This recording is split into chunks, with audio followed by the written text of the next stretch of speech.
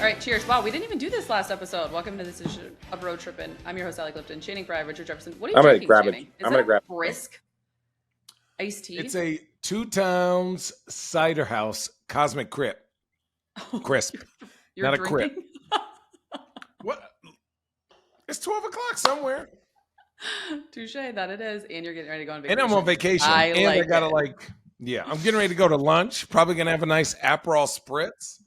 And then I just got to pack up for the next 8 hours. And then sleep for 4 and then get ready to go fishing outside in the woods with my people. Yo, thanks to you, I'm a big fan of Aperol Spritz. Of the best. It's the best thing in the world.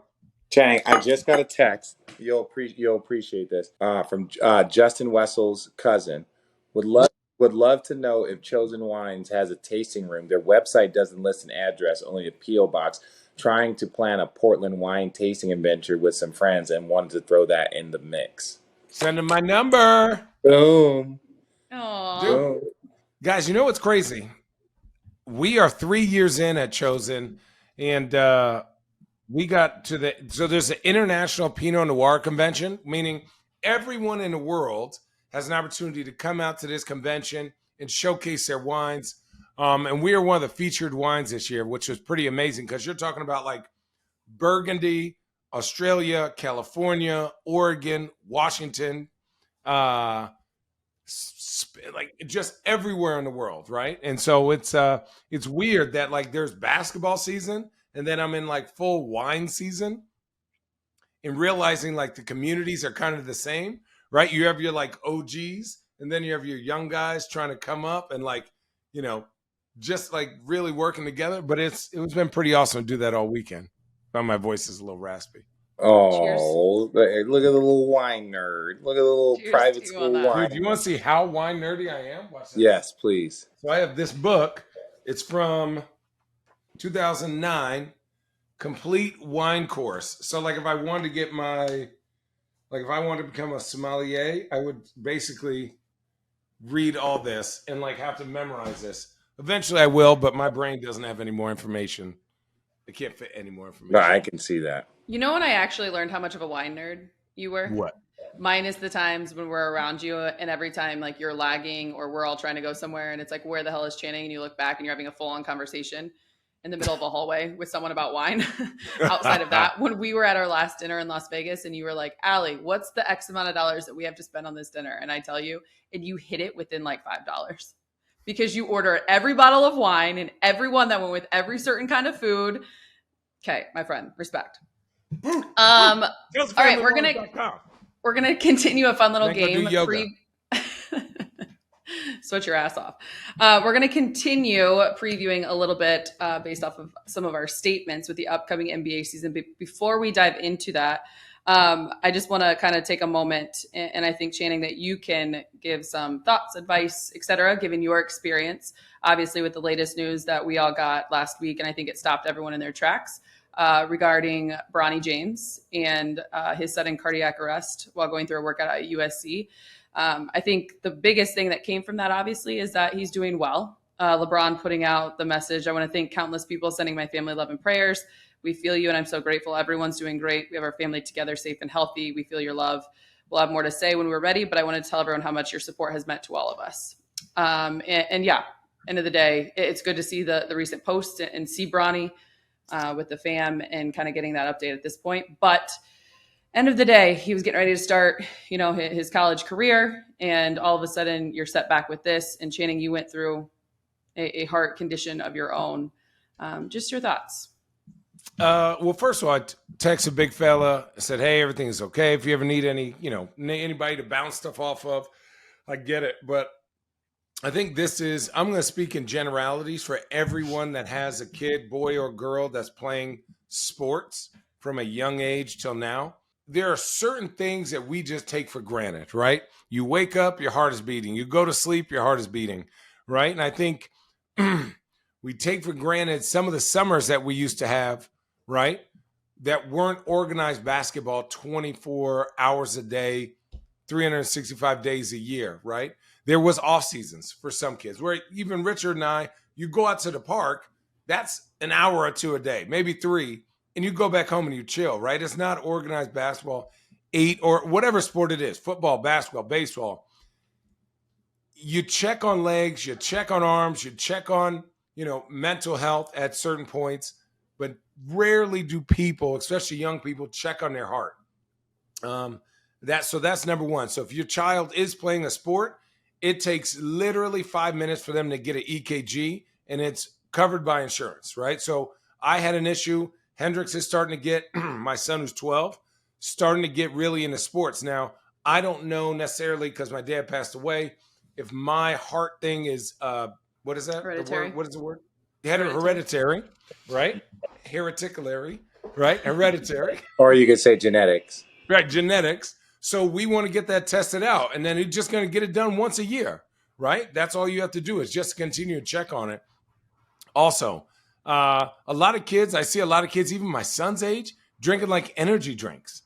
Like when you're 12, 13, 14, 15, what the fuck you need an energy drink for? Like you should be like, dude, that should be it's not good for your heart. It's not good for you in general. And then thirdly, and I have one more after third is like their diet. What are they eating before the game? Like, what are they eating consistently? Is it big sodium content? Are they drinking enough water? There are so many things that go into this. And I don't know, I'm not going to just speak about Bronny's because he may have something not serious or serious, whatever it is, but I'm going to speak in generalities. As a parent, you got to provide them with the information and the sustenance, not only in their mind of like, play hard and do this, but also to like eat right, take care of your body. You're not putting 82, right? You're not putting 82 into a Lamborghini. You're putting the best type of fuel into it so that it operates correctly. And then lastly, when I had my heart issue, one thing that I wanted to figure out was why, like sometimes before the game, I would get crazy anxiety. And when you play basketball as much as we do and you are emotionally invested, your brain and heart don't know the difference between when you are playing and when you are not. So they did a test of me. They were like, hey, close your eyes and we're going to go through the last game that you played, right? And they were like, start thinking about where you were, how you felt, blah, blah, blah, blah, blah. And they could see my heart rate start to pump up and muscles start to get ready because we're professional athletes. Get ready to be prepared to go to battle, quote unquote. So my heart never knew the difference. It never could shut down. So I know these kids love basketball and I know that they love sports, but removing them from themselves for a second to be present will allow their heart to rest and to chill. Your heart is a muscle and it never stops moving, right? Or else you'd be dead. So to allow it to really rest, right? And big thing to help me, and I'm not pumping yoga and stuff, was yoga and meditating.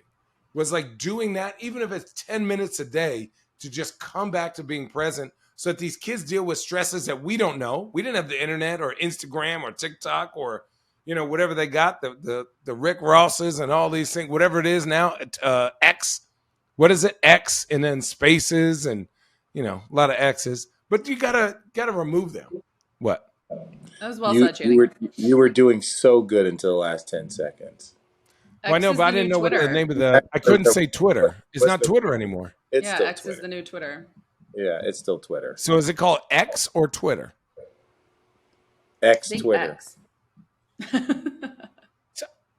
I was right. Anyways, you were right. But yeah, take care of your kids. And it's not just about stretching or lifting. Sometimes you have to remove them from basketball and allow them to just be calm and allow their body to regenerate as they are still growing. No, everyone reached out and he was pretty responsive early on. And no, I think anybody that has a kid, again, we've known Lil Bronny since he was, Allie, you've known him longer, but it was like we've known him since he was, in elementary school, so to see that I think was scary for everyone because I have 2 boys, Channing has 4 kids. So it's just more of like you immediately put yourself in that position and you're like, oh, hell no. Yeah, I'm glad he's okay. And it's just like, man, like you forget that it doesn't matter how famous you are. It doesn't matter who your parents are. It doesn't matter this. And then to even go through that under such scrutiny it's just like it's a lot. So I'm glad they're doing well. Yeah, absolutely. Our thoughts are to them, and obviously Bronny's recovery as he continues on his journey and path. Oh, for sure. Okay, so let's get back to our little game, if you will, previewing. We have about 7 or 8 more previewing the upcoming NBA season. And our last episode ended with Rich wanting to talk about the Pelicans. And so I'll just bring this up and you guys can take it where you want. Truth or trash is what we're playing in case you missed the last episode. I give a statement. They agree. They don't. They tell why.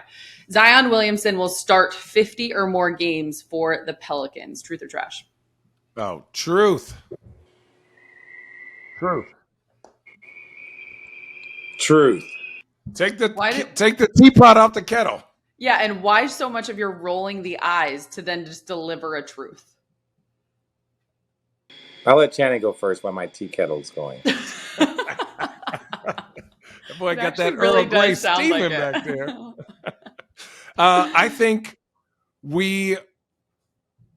I think for me, the biggest sign of maturity is speaking what you never have spoke about before. You've seen Zion on more podcasts out in the world, and whether it was good or bad for his image, which it really doesn't matter, I think him being talked about outside of basketball, like his teammates are gathering around him, and I think he's like, I don't want to say he's maturing, but he's realizing he's not a regular player.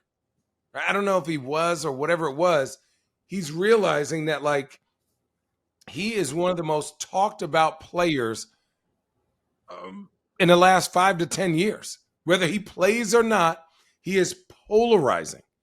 And I feel like his maturity level is going to switch because he's going to have to focus on basketball with all the other things that are going on, right? So I think all this is eventually going to be good for him. And then he has a kid on the way, I think. I don't know what's real or not real on the internet. So just if he does, congrats. But I also think having a kid really settles your priorities down to like what matters and what doesn't. For good people, it does. For good people. For good people, it does. People who want to be dads. Yeah, and not just fathers. No, man. Look, I say truth because I'm rooting for him to play 50 games. That's why I say truth. Do I know? No one has any clue. I don't know. I didn't want to say false. Like it's like, no, I'm not going to wish that. I hope he plays 82 games. I hope he never has felt better and plays 82 games. But I will say this as a person that has played 82 4 or 5 times. You gotta want to. You gotta want to. There is no. You're not healthy. I don't care who you are. You can be. And I'll say that you could be a shooter that's just running around. You can be a 3-and-D guy. You can be a guy that plays 10, 15 minutes. There is no one that is healthy for 82 games. No. But there's no one that's healthy for 70 games. But it depends on how tough you are, how mentally tough you are, how much you're taking care of your body, and how much you care about being on the court. And for that, we'll see. I played 82 once, but I was available 4 years. But I got a couple DMPs. I was ready. Earlier this month, he did that impromptu interview with Gil when he stopped by the Win. Yeah.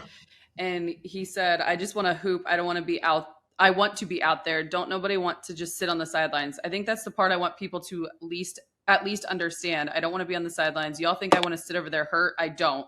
But like Coach K taught me, own up to my responsibilities. There are a lot of things I could have done better. I didn't, and I'm in the process of fixing those wrongs. Oh, okay. Just really quickly, let me just say this, Channing. You can crush it. Don't nobody want to be sitting on the sideline. True. But are you doing everything in your capability to not sit on the sideline? Right? Like that's all it is. It's like if no one wants to sit on the sideline, we agree. No one's saying you don't want to play basketball. But like, okay, you guys remember Dellavedova.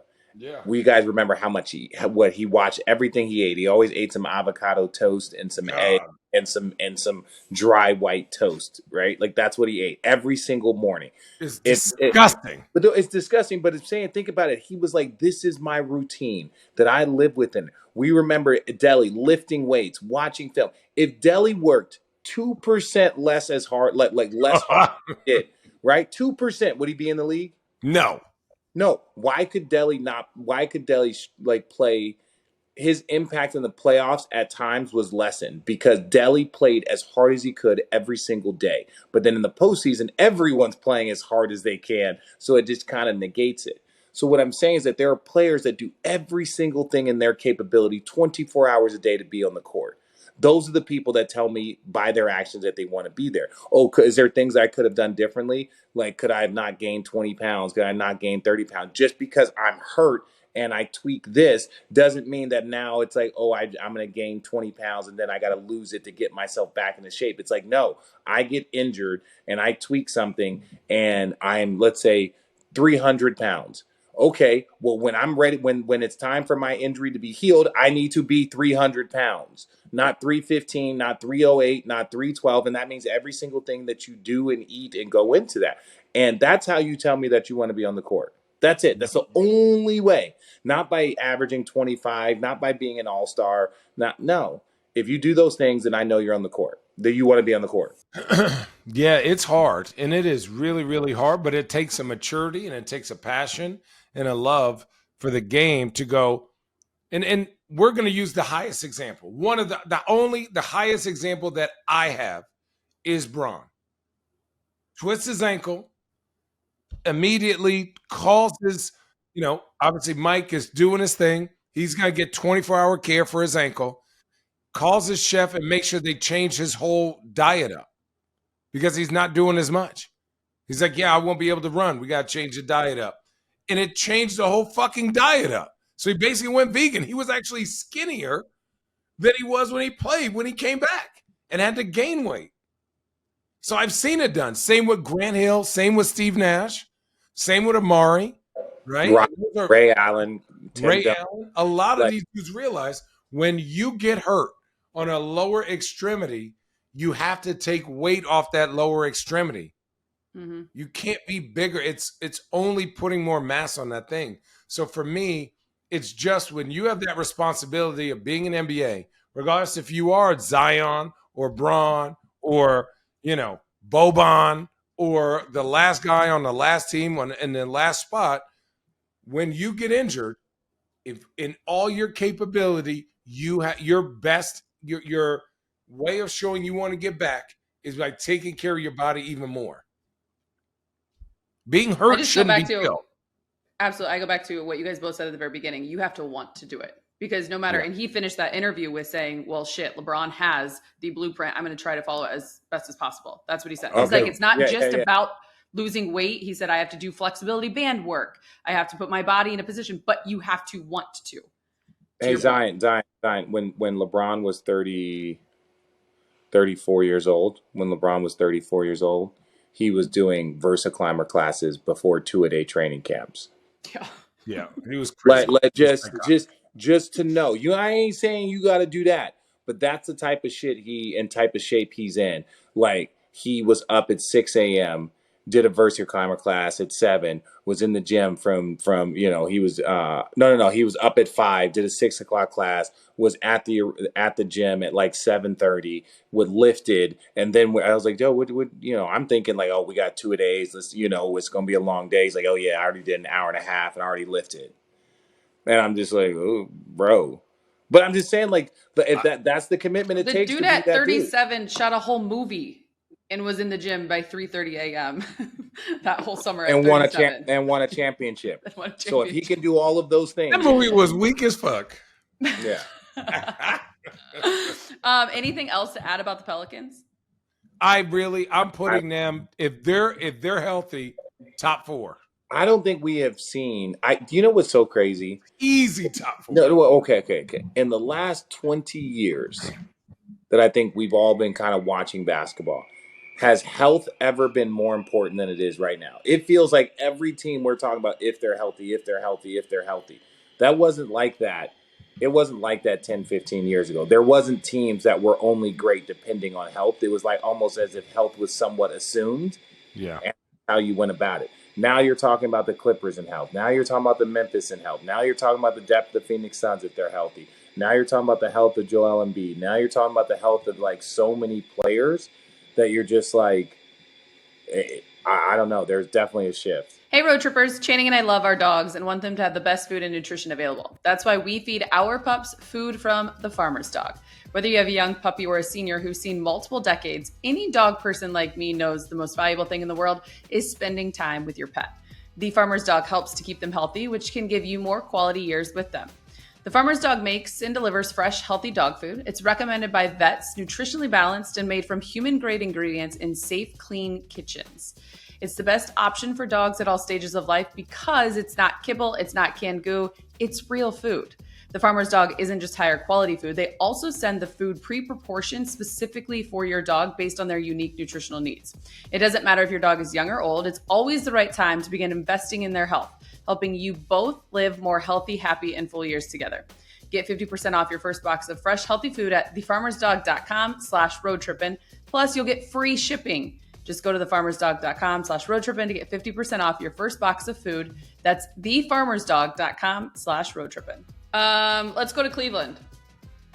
Donovan Mitchell signs a long-term extension to stay in Cleveland. Truth or trash? Oh, I thought you said What? I don't think so. At the end of the season, I think if they go to the conference finals, I could see that happening. I think that they are definitely a conference finalist, like contender. But I think Donovan has to raise his game. Donovan is past the sport. Like, we know who Donovan is from a score. He's got to make sure, in my opinion, that he's not, I say this respectfully, that he doesn't turn into Dame Lillard, where it's just like he's an elite scorer, first ballot Hall of Famer, all that stuff. But when we sit here, it's like Dame has not had a great team around him. He's had very good teams. He's never played with an all-star or a current all-star. So you're just looking, it's like Dame's got to make people around him better. Donovan's got to make people around him better. He's got to nurture and elevate. No different than Jordan elevated people, Tim Duncan, LeBron, the great ones. And if Donovan, the only next step that Donovan can take, because I think his defense has improved, I think less of a volume shooter, more of a game manager, and making people around him better. Right, making Evan Mobley, like, I want to make you an all-star. How do I make Evan Mobley an all-star? How do I make Darius Garland?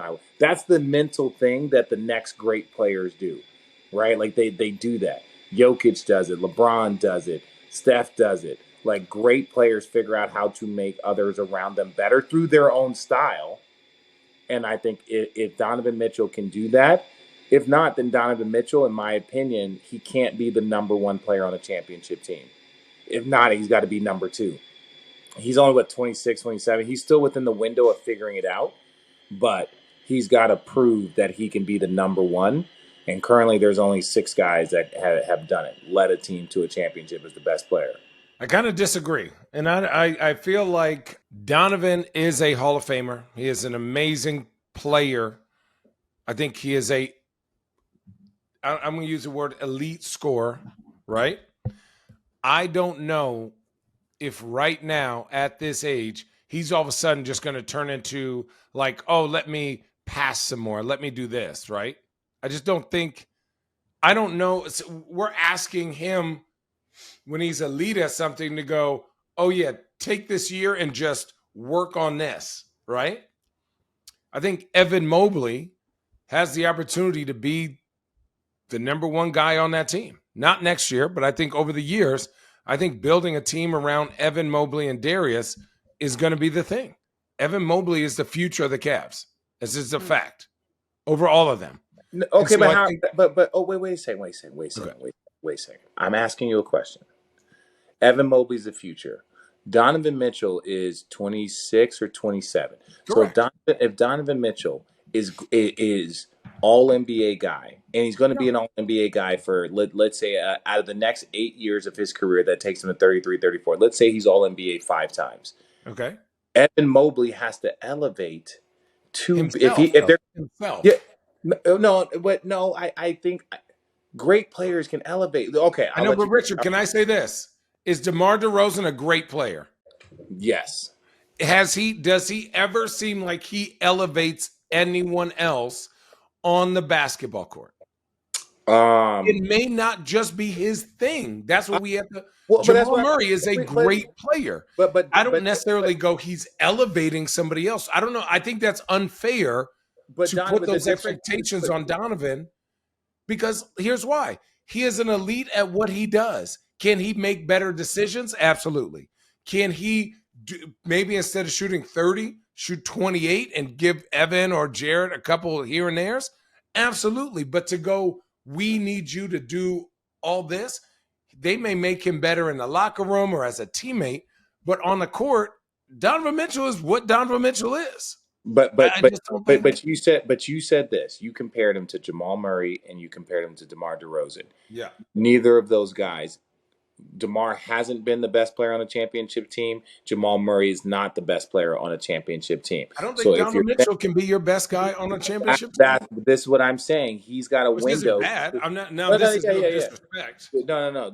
I'm saying he's got a window. He's still young enough. And this is what I'm saying. I'm not asking him to do something. I'm asking him to take a leap and to figure out the game of basketball from an IQ standpoint of, if I want to go from being a Hall of Famer and a great player to one of the greatest, it's not physical, it's not shooting, it's mental. So what I'm saying is that if you have this young talent around you, right, if you can mentally learn how to turn Evan Mobley and grow him to being that dude, right, then I think that there's a chance. So if name me another player that's done it. What do you mean? Name me a player that's been an elite scorer his whole career, and then all of a sudden now goes to being like, I'm going to develop this young guy. I've realized I can't do it myself as the one. I'm going to develop this young guy to be the one so that we can win a championship. I wouldn't say it has to. You're right. It has to be Evan Mobley. It has to be stuff. But we've seen like players with chemistry grow. Like right. Jamal Murray and Jokic have grown together. I think we talk about Shaq and Kobe. Those guys, Shaq was a dominant force. Kobe was coming out of high school. 3 years later, Shaq wins those 3 finals MVPs. The first year they won a championship, Kobe was an all-star, but he wasn't dominant Kobe. And then he grew into the dominant Kobe while Shaq was like, hey, I'm going to do this, but I'm going to give you this space to go be that guy. And Kobe wanted to be that guy. Right. So that's what I'm saying. It's more giving them Donovan the space. Needs to create space for Evan. Yes, but because the goal is to elevate him and make him that. Okay. Or else he's going to be – Donovan can shoot 30 shots a game for the next 6 years of his career. Is right? Evan That's capable not of that right now? Well, the only way to figure it out is put it in, throw him in. You ever seen that meme of the old Western movie where the guy was like, hey, kid, do you know how to swim? He was like, no, my mom always kind of helps me. And he just grabbed him by his shirt and his shorts and went, yeet, and threw him in the water? No, I haven't. That doesn't sound like a meme. That sounds like a short movie. Well, tomato. Evan Mobley can, and I'm going to continually say this, Evan Mobley has the build to be one of those players that is always on the, like, all NBA, both defense and off, and like as a player. He has that ability. I think he's 22 or something like that. I think obviously he's learning the game. He wants to be a good teammate, but at some point he got to like Super Saiyan himself with his build and all this. He's growing. He's young. I would, if I was a GM, Evan Mobley would be a top 5 pick, I think, still right now for young guys under 24. Oh yeah, I agree. I don't disagree. But it's I think some of it's coaching. Only thing I'm saying with the Cavs is this: they will not, in my opinion, maximize if Donovan Mitchell is the only All-Star player on that team. If Evan Mobley raises himself to an All-Star. If he raises himself to an All-Star, the Cavs become scary. If I go back and look at the postseason and the way the Knicks handle him, if Evan Mobley's not pissed off about it, very similar to how Jordan was getting his ass whooped by the Pistons, and he's like, fuck that, we're getting in the gym, lifting. But I'm saying he was getting beat up. We lift him, we work him, we grind him. If Jared Allen, Evan Mobley, if that Cavs team did not look at how they got bullied, and they were like, well, if we got bullied here, I'm not getting bullied again. They might beat us with shooting the next year. They might beat us with more depth the following year, but they're not beating us because they bullied us. Yeah. And they're not the only team. The Knicks were not the only team that could have bullied that Cavs team. Miami's a bully. Philly's a bully. Boston, Milwaukee's definitely a bully. So that's what I'm saying is like if you look at the bullies in the East, you can't get bullied by the sixth best team, the Knicks. Yeah. Right? Are the fifth best team. You can't get bullied by them because they're for all this we're saying with these additions, I have the Cleveland Cavaliers top 3 next year in the regular season. I have them top 3. I think they've addressed some issues in the postseason because I think they can handle the regular season. I think they're built for that. But I want to know if they'll actually make noise in the postseason. Yeah. What is noise to you for them? Is that getting past the first round? Is that the second round? Conference finals. Or conference finals are a great second round. If they lose to Milwaukee in 6 or 7, then it's like, I know. Yeah, you got to win your first round, and you got to take one of those horses and let's be real. I didn't say win the conference finals. I said get to. So it all comes down to like what that second round looks like. That's a lot. But if you're a top 3 seed, if you're a top 4 seed, again, if you look at the last couple of years, they've got Jared Allen, former All-Star, Darius Garland, former All-Star. Donovan Mitchell, perennial all-star, and they got Evan Mobley, one of the best young players in this league. And then they added shooting. So it's like, I'm sorry, bro. You got everything that you need. And like, you're young. It's like Boston. Boston's got a much deeper team, but it's like Boston's been going to these conference finals fucking all the time.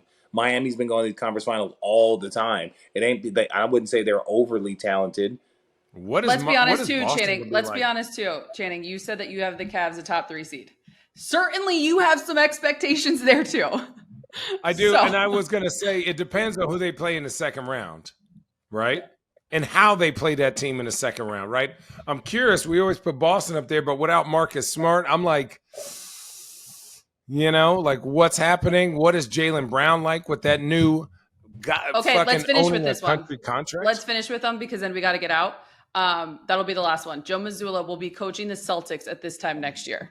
Truth or trash? Shit, that's a good question. Damn. No, I think you will. I think so too. I think now that they've made some roster changes, it's going to give him a little bit more leeway of like understanding what's happening with the league. He's gonna be under a microscope though, Channing. Oh, trust me, I was in Boston. Microscope, they up in his asshole like this. Listen, don't let him fart wrong. Gone. But I also think people like that. Oh God, Allison.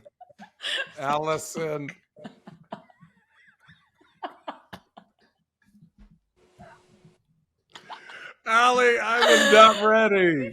I wasn't ready. Thank you.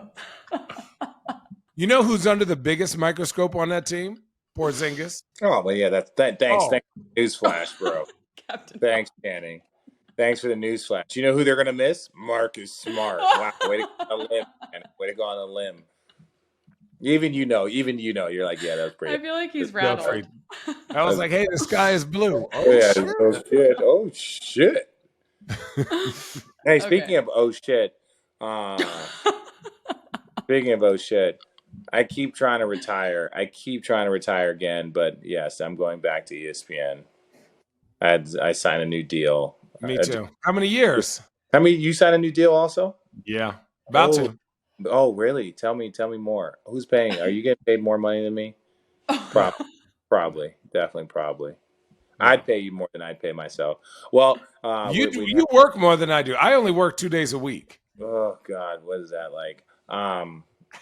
Yeah. So, well, Road Trippin fans, Channing will be back on Turner. I'll be back on ESPN. Hopefully, I'll get an opportunity to call some games this year. I guess it would be funny. It would be awesome. I guess they like my Terry Summer jokes. League. Remember Terry? Hey, back it up, Terry. Remember Terry in the wheelchair with the fireworks? No. Back it up, Terry. Oh Lord, Terry. There was a kid, Terry, and he got hit with he tried to take a charge. And I was like, oh, Lord, Terry, back it up, Terry. And like, Matt Weiner's like, what the fuck is Channing talking about? And I checked my Twitter and people are like, did Channing just make a Terry joke? I was like, absolutely. Be careful with the wheelchair jokes, bro. You guys are amazing. Channing, have fun camping. Rich, crush 6-man. Go win 6-man. Let's Six go. man. You guys all next See week. you on the podium. See you on the Another podium. edition of Road Trippin. The tea kettle's starting. I gotta go.